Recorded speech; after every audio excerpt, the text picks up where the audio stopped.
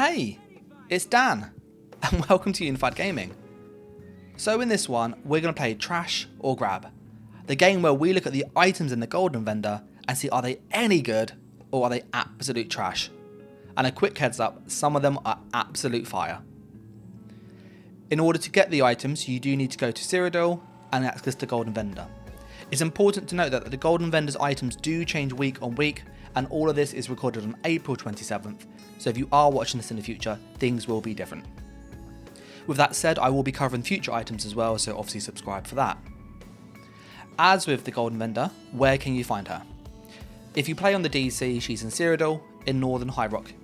She's over by the stables. If you play for the Dominion, so the yellows, she is down by the Western Elsewhere Gate, kind of near the bank and the stables.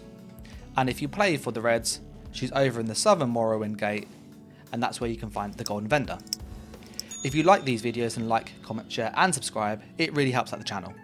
And as always, a massive thank you to everybody at Patreon who helped make the videos possible. If you want to support, there's details down below.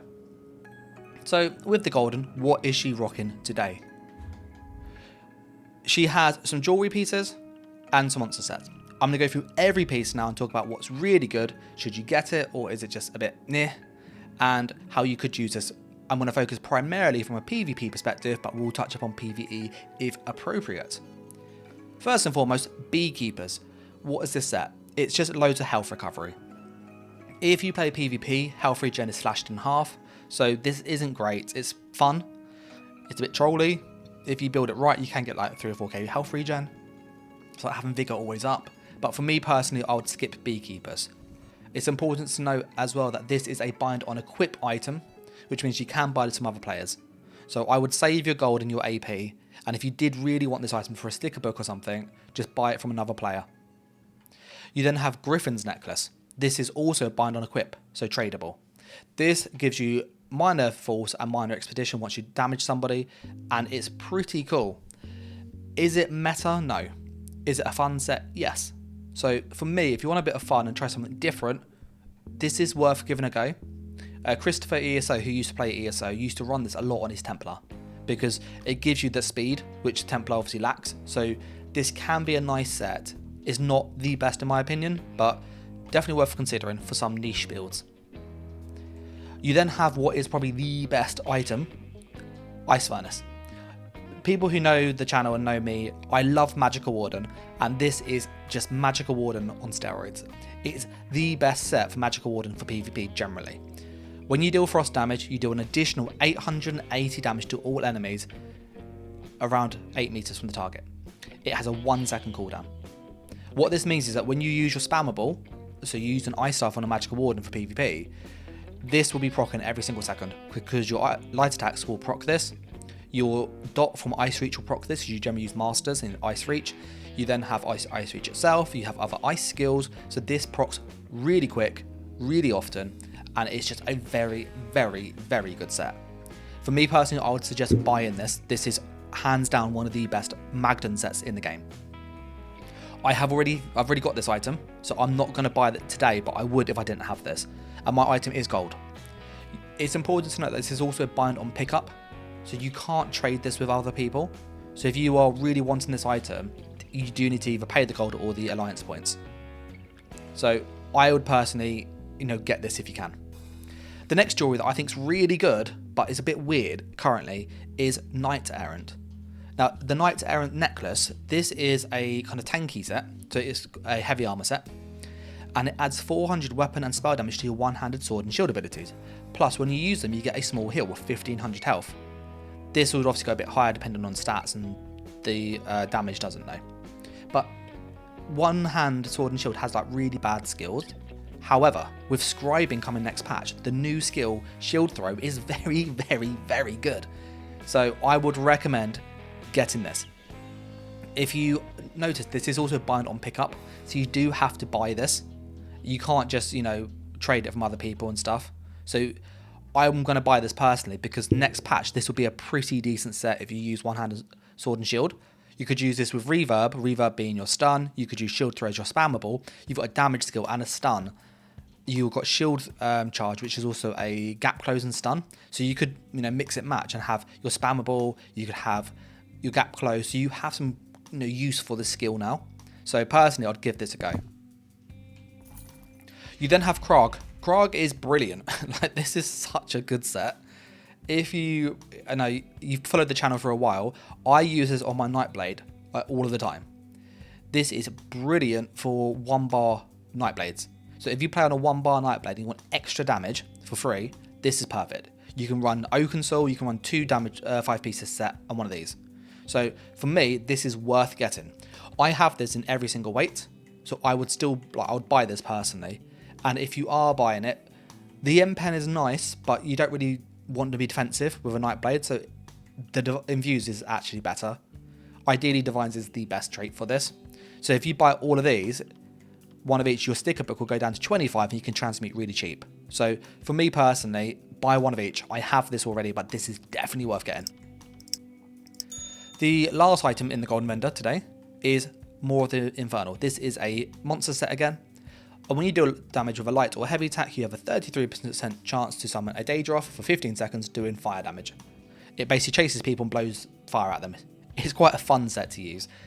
The Daedra cannot be killed, so once it's up, it's up. This is not a bad set. It's it's pretty fun for Battlegrounds. It's not the best set in my opinion, but it is still pretty decent. So if you play on a pet sort, can you go for that real pet fantasy with, you've got the little scamp running around, you've got your Twilight, you can run one of these, you can run other sets like the Mad Tinkerers for an extra pet, you can run Unfathomable Darkness for extra pets or crows. You can make quite a fun pet build. So this is pretty decent. For PvE as well, it's not terrible. This used to be used quite a lot in PvE. It has obviously been nerfed quite a bit. So from a PvE perspective, I wouldn't rush to get this because there are better sets, but it's quite a fun set to use. And if you do dungeons and stuff, then probably pick this up. For me personally though, the dungeon's quite easy to get and it's a helmet, so helmets are quite easy to farm. So I would go and save my gold and my AP for this because it's a helmet and the dungeons are easy to farm. And I'd also recommend for Krog that if you can't be bothered to do the dungeon, which is very easy, then just buy it, but otherwise do the dungeon. It's not going to take that much time. You'll get the items you need still. 1 or 2 runs, you'd have one of every weight. And then you can transmute as you need. But that's the items in the Golden. Just a really quick recap. Beekeepers is terrible. Griffins can be fun on some build, very niche. Ice Furnace is absolute fire. It's brilliant. Get this, 100%. Knight Errant. This is also quite a good set, especially for next patch. So get this if you want to play with the Shield Thrower as your spammable in PvP. I will be trying it. I will be using this item. And then for the monster pieces, Krog's great on Nightblades and 1-bar builds. Infernal is good on pet builds, so sorcerers generally. But that's the Golden. As part of this video, I also touch upon what's in the Infinite Archive, so we're going to whiz over there really quickly. And if you get any questions about the sets, or how could you use them, then let me know down below in the comments. I'll do my best to reply. I read all of the comments. And if you are curious about what's going to come next week, then obviously stay tuned to the channel. I will be covering the Golden again next week.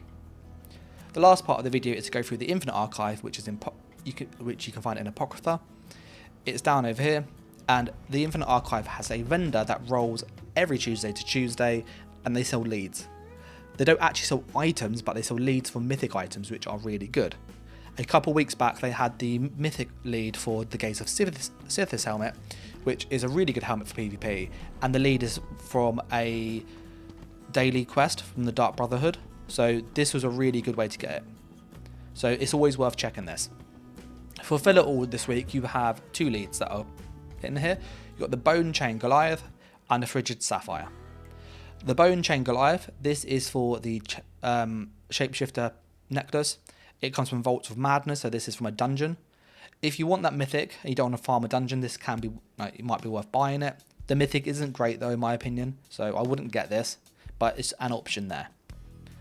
The second lead is the Frigid Sapphire. This is for the Sea Serpent necklace. Very, very good mythic in PvP, but this comes from the Rift Overland boss, so it's very easy to find. So in my opinion, I would save my archival fortunes, and I would save these because you want to keep those. They can be a bit hard to get farm wise. So keep your money this week from in here. and everything else just, doesn't really concern us because we do PvP. But yeah, that's kind of the items in the Golden, the items in the Infinite Archive. It's got everything you need about them. Any questions though, as I said, let me know down below. But I'm going to kind of wrap this video up here. I'll be jumping on stream later today, so I hope to see people on stream on YouTube. But if not, I'll see you in the next video. So take care, guys. Thanks for watching, and bye.